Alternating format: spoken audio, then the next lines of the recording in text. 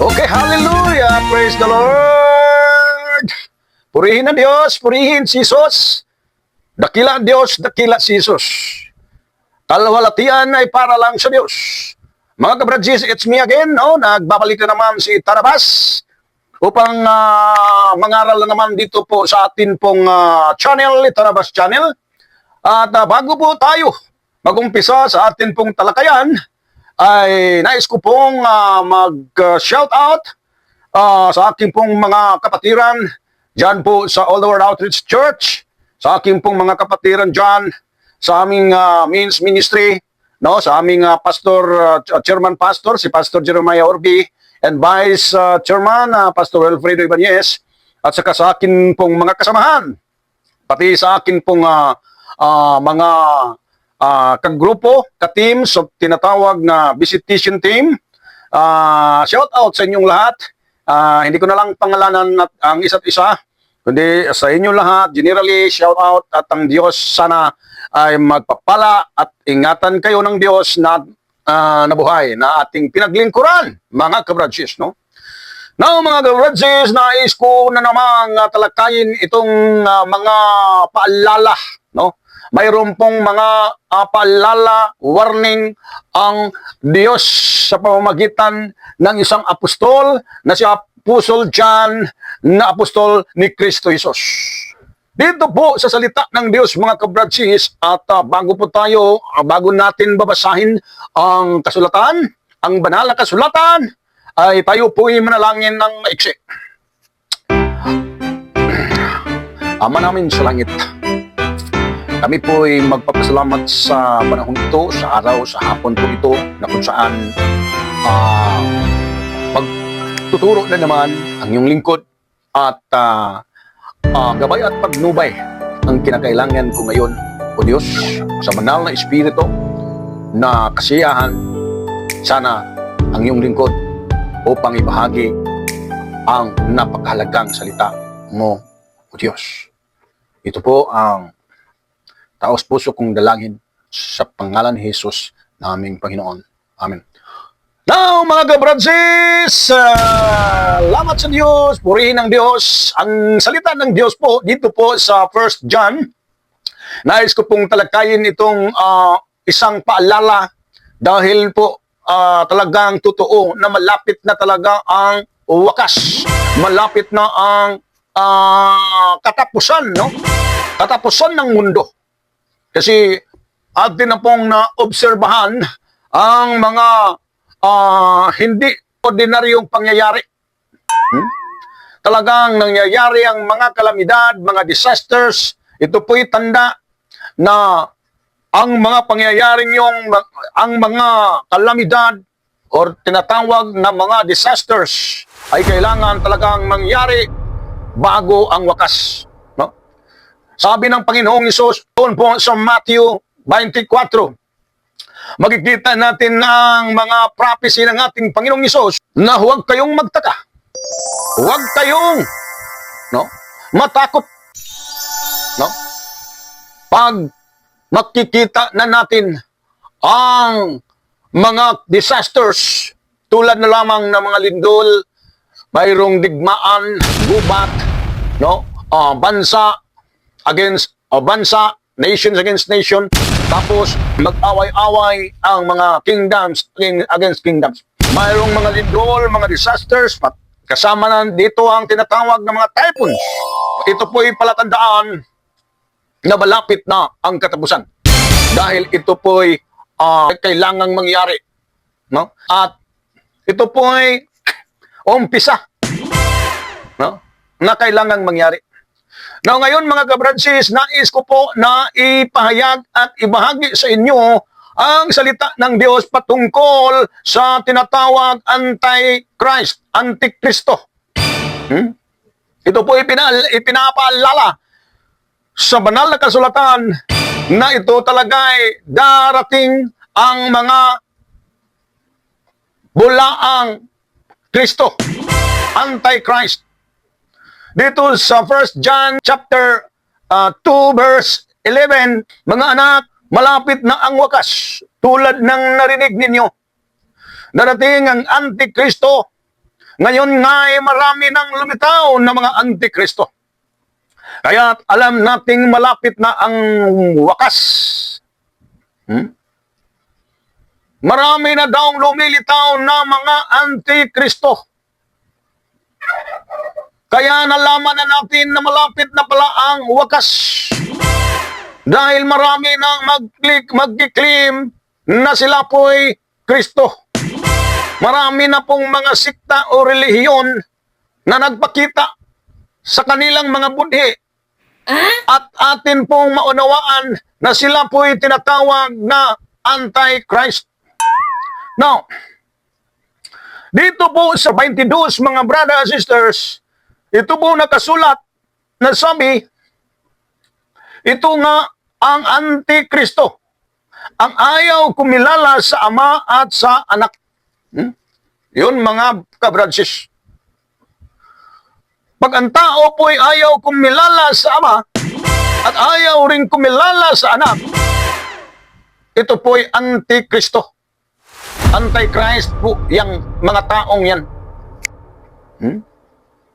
At alam naman natin, ang tinutukoy ni Santos Juan, na wala namang ibang ama kundi ang Diyos, at wala naman ding ibang anak kundi si Jesucristo, na isang Diyos na naging tao, para matupad at maganap ang kamatayan doon sa krus, alang-alang sa ikaliligtas sa sanlibutan. So dito natin makilala, mga kabradsis, nang hindi kumikilala sa ama at anak, ay siya ang tinatawag Antikristo. Kaya mga kabradsis, ang atin pong obligasyon, we have to oblige to research. No? Atin pong suriin, mga kabradsis.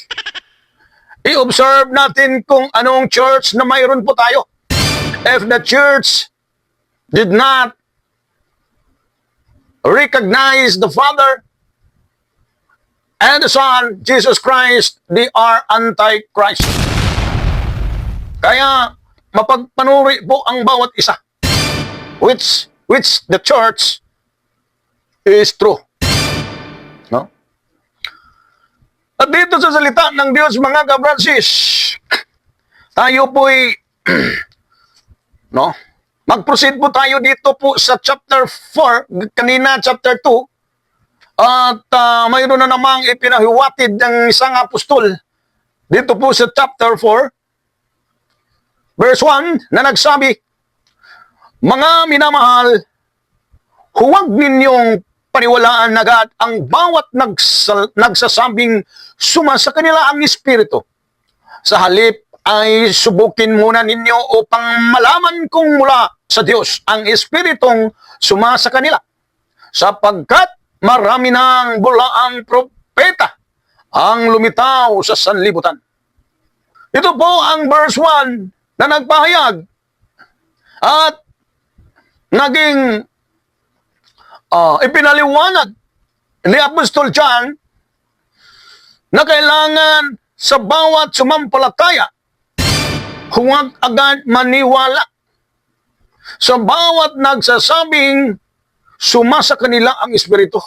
Kasi maraming mga sikta, maraming mga tao na membro ng mga relihiyon na nagkiklaim sila na nandoon, nasa kanila daw ang Espiritu ng Diyos. Sila daw ang mga kinasihan ng Diyos sa pamamagitan ng Espiritu. Ang sabi ng Apostol John bilang mga paalala, sabi niya, sa halip ay subukin muna ninyo upang malaman kung mula sa Diyos ang Espiritong sumasa kanila.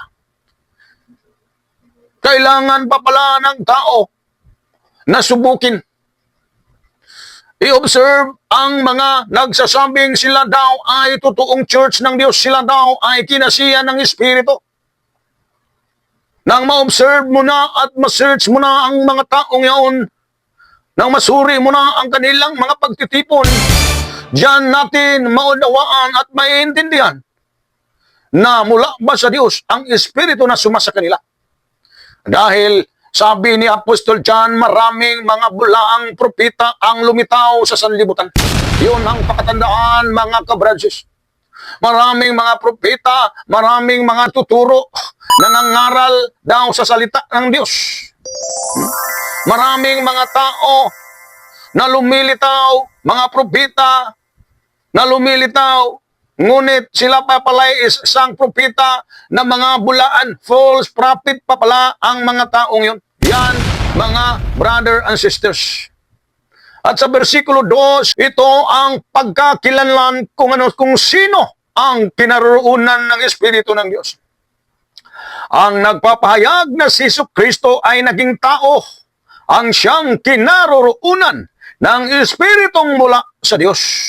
Ito pa pala, mga brother and sisters, ang tanda, no? Kung sino pa pala ang kinaroroonan ng Espiritu ng Diyos, ang mga nagkaroon ng Espiritu ng Diyos, yung mga tao, mga kabransis, na siyang kinaroonan ng Espiritu ng Diyos, yung mga taong nagpapahayag na si Jesucristo ay naging tao. May mga simbahan, may mga denominasyon na hindi nila kinikilala si Jesucristo at hindi nila ipinapahayag na si Jesucristo po ay naging tao. Na si Jesucristo ay anak ng Diyos, si Jesucristo ay Diyos at naging tao. Ayaw tanggapin sa ibang sekta, lalo na sa relihiyong nakilala na tinatawag na INC. Ngunit hindi pa pala INC, Iglesia ni Manalo. Kaya ito po ang payo ko sa mga membro ng isang relihiyong yon na hindi kumikilala na si Jesucristo po ay nagiging tao. Kailangan na maniwala at sumampalataya kayo ng Panginoong Yesus ay totoong Diyos at nagiging tao. Dahil mga brothers and sisters na mga INC, Iglesia ni Manalo, sabihin ko sa inyo ang chapter 4 sa 1 John, verse 3, sabi dito, subalit ang hindi nagpapahayag ng gayon tungkol kay Jesus ay hindi kinaroonan ng Espiritong mula sa Diyos. Ang Espiritu ng Antikristo ang nasa Kanya. Nasabi na sa inyong ito'y darating at ngayon nga'y nasa sanlibutan na. Yan ang pagkatandaan sa lahat ng mga taong maghanap ng totoong simbahan. May mga denominasyon, may mga sikta na nagdadala sa pangalan na sila daw ang Church of Christ, sila daw ang Iglesia ng Kristo, sila daw ang simbahan ng Kristo. Mga brothers and sisters, madali lang kilalanin ang mga taong totoo na kayo ang Iglesia ng Diyos o Iglesia ng Kristo. Kailangan kang sumampalataya na si Jesus ang nagiging tao. Si Jesucristo na Diyos ay naging tao, mga kabransis. Kaya sumampalataya ang bawat isa na si Jesus po ay Diyos at naging tao. Siya ay anak ng Diyos at siya ring anak ng Diyos ay naging tao. Pag ayaw mong sumampalataya, pag ayaw mong tanggapin yung katotohanan yan patungkol kay Jesus, tinatawag ka na Antikristo. Yun ang sabi ng Biblia. Ang Espiritu ng Antikristo ang nasa sa inyo, ang nasa sa Kanya. Ang nasa Kanya. Kaya mga brothers and sisters, kung anong sikta, kung anong relihiyon na under ikaw at ang iyong pamilya, buksan ninyong puso't isipan ninyo at maniwala kayo sa sinasabi ko. Pakinggan ninyo ang payo at ang aral ni Tanabas. Dahil tuturuan kayo kung ano ang kalooban at nakasulat sa banal na kasulatan. Dahil atin pong nakilala ang mga sikta na ayaw tanggapin na si Jesus ay Diyos. Nakilala po natin kung sino sila. Isa na ito ang Iglesia ni Manalo. Sila po'y nag-declaim na iglesia daw sila ni Kristo, ngunit pinapasinungalingan sa kanilang pananampalataya. Dahil hindi sila naniniwala na si Jesucristo ay Diyos. Si Jesucristo ay anak ng Diyos. Si Jesucristo ay Diyos. Dahil hindi nila naunawaan kung ano talaga ang tinatawag Diyos or God. Dito po mga kabransis, nais ko pong ibahagi sa inyo ang patunay para po sa inyong kalaman, lalo na sa mga membro ng Iglesia ni Cristo, Iglesia ni Manalo. Ito po ang para sa inyo. Si Jesucristo ay talagang totoong Diyos na ayaw ninyong tanggapin ayon sa inyong doktrina. Bakit tinuturuan ninyong membro ninyo, no? Tinuturuan ng mali. Bakit nasabi kong mali ang tinuturo ninyo? Dahil hindi yung totoo yung tinuturo ninyo na si Jesus po'y tao lang. Maniwala at kami po'y naniniwala na si Jesus naging tao. Tao siya. Pero siya po'y Diyos na nagiging tao. Hindi po talaga madala sa debate ang rason, ang konsepto sa Biblia. Dahil ang Biblia ay magpapatunay na si Jesus ay Diyos talaga. Pero ayaw tanggapin ng mga iglesia ni Manalo. No? O nga na yung samahan na yan, ang mga kapatiran na mga INM na lang, iglesia ni Manalo, yung samahan na yan, yung mga tao, tingnan ninyo yung mga tao hindi pwedeng magkaroon ng Biblia, magbasa ng Biblia, kundi ministro lang o yung may posisyon lang ang magdala ng Biblia. E ano ang ibig sabihin yun? Ayaw ninyong masumpungan sa membro ninyo ang katotohanan? Ayaw ninyong malaman ang buong katotohanan? Hindi yun kalooban ng Diyos. Paano ninyo malalaman na tinuturuan kayo ng tama kung hindi kayo mismo magbasa ng Biblia? Dito po sa salita ng Diyos sa unang Juan Kapitulo 5:20. At nalalaman nating naparito ang anak ng Diyos. Napakaliwanag ang salita ng Diyos, mga INM, Iglesia ni Manalo.